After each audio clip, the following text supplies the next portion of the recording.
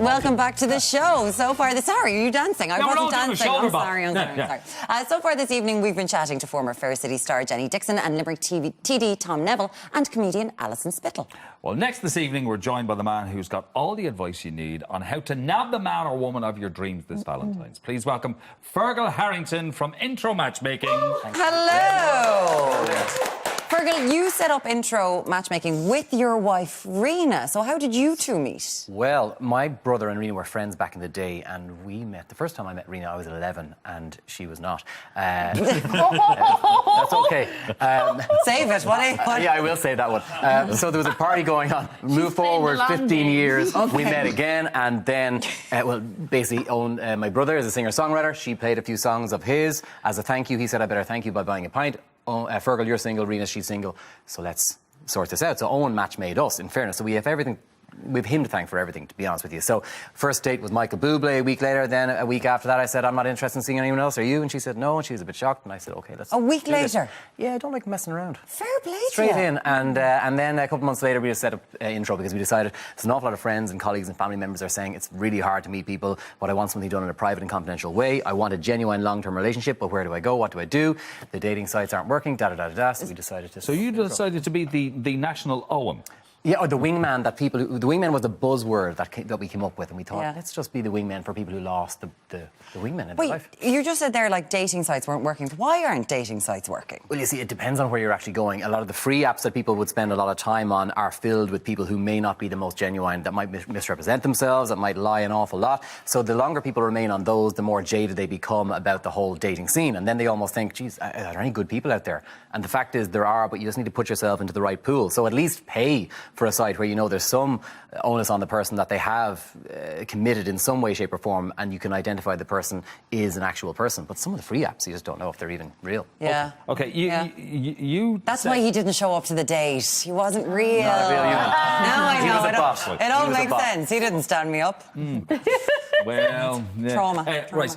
You say that finding the perfect partner is like finding the perfect job. Explain that. Well, yeah, I mean, in that sense, I mean, you need to commit almost as much energy, time and effort into finding your life partner as you would going and getting a degree to find your career that you really want. So people a lot of the time, they think it's a fast fix. They think it's a real quick fix. They just go online, set up a profile, I think it's going to be sorted. I mean, the search for love doesn't stop on the 15th of February. This is a year-long thing. People didn't know that it's a hard slog. You're going to kiss a lot of frogs. You're going to go through an awful lot of nasty kind of experiences and you'll be disheartened an awful lot of the time. But the fact of the matter is, keep the faith, know that there are good people out there, but you just need to know that it's not all about what you're looking for, it's what you're bringing to the table as well. Yeah. We can be very quick to actually say, well, that's not what I want this and I want that and I want them where I want them. So we look at it like a catalogue, almost like it's a shop window.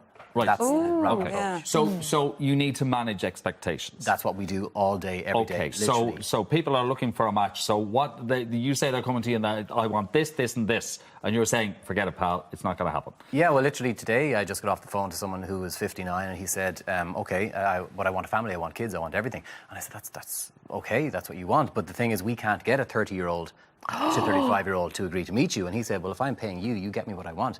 I said, it's not really like that. No. We're dealing with humans. Would that be the biggest expectation that you have? Age is a huge issue for men and women. Men start becoming a little bit difficult on age from the age of 40 because they're looking around, their friends are all settled down, they've got married, they've got kids, they're going to christenings every other weekend and thinking, God damn it, I need to find someone myself. But then he rings up and says, I want a 27-year-old because I want to continue being Peter Pan for another few years before I actually get settled down and married. And then you get 65-year-old lads ringing up saying, I've been at home living at home all my life. Alison's face is doing what my face is doing as well. Yeah. Oh my God. What do you make of that? Well, like, there's another website they can go to pay for a service if they want that. This is true. Do you know what I mean? They're unashamed in what they're looking for. They think it's absolutely totally acceptable. Women will call it, it's not all about bashing the men on the age thing. Women will call it 50 and say, I feel I look 40 because I do a lot of Pilates and yoga and I eat fish. So my complexion is very youthful looking and my omega levels are very high. This is what we hear. Omega levels. Omega levels. So I want a 40-year-old man. And we have to say, well, I'm very sorry, Mary, but we can't actually get a 40-year-old man to agree to meet you. So we're kind of at a crossroads here. Lads. Notions levels is very high. It's kind of okay. So the age thing is something, and I know that Alison, your new play, it is about a bad dating experience. Essentially, isn't it? Yeah. It's a starlet. It's kind of like the country dating, which is where you get a lad with a car and you think you've got the best catch ever, and then you find out that there may be some other transactions involved if you want a lad with a car.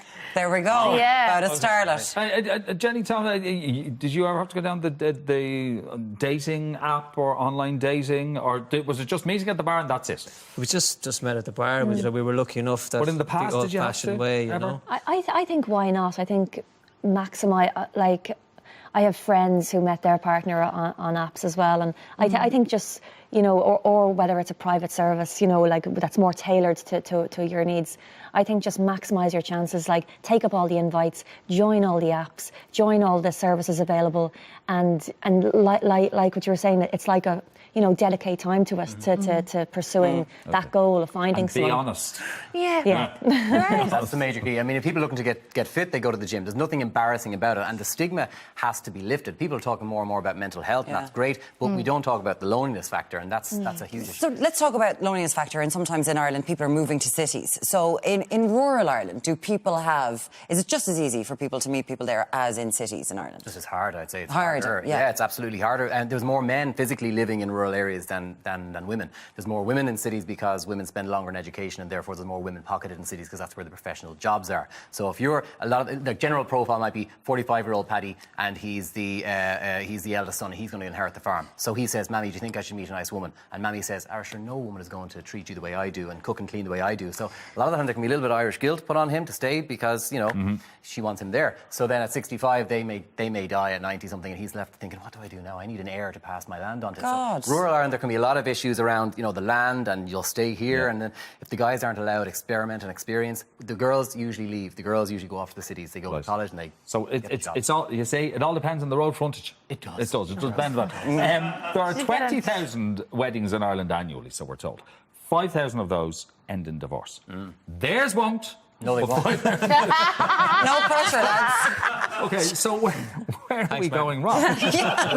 I think an awful lot of Irish people, we get very complacent with things, and we think, you know, I don't really know if this is going to have a full future, but it's handier to be in a relationship than to not. So I think a lot of the time people will settle down, you know, present company totally excluded, will settle down before actually discussing what do you want, what are your lifelong goals, what are your future intentions, and they just sort of get into it and then realise 10 years down the line, you know what, I wasn't very happy where I was. But on the flip of that, you could say, isn't it great that people are now realising that there's no point in remaining in a loveless marriage, and they get out of it to actually try and pursue a happy Do you life. think then like half the weddings happen because they just don't want to unbook a hotel? And Do you know what I mean? The hassle. Yeah, the hassle. I think a lot of people want the whole thing. They want the church wedding. They want this, that, and the other. They want to know that they can just tick that box. Yeah. Sometimes people are under pressure. They ring and they say, well, I want this. I want to have a kid by that age, and I want to do that. Yeah. And they're thinking, okay, but will you just do it with the right person, please? And I wonder if people are now turning to their partner on the couch and just go, no, listen, don't look, everything's fine. Fergal, Harrington, thank you so much. Thank you. Right, it's almost feeding time. Yes, we need cake. We'll be heading up to the Sixth Kitchen shortly, where Lily Higgins is treating us to chocolate and red wine cake. Yes, in the 110. We're looking forward to it. We'll see you after the break.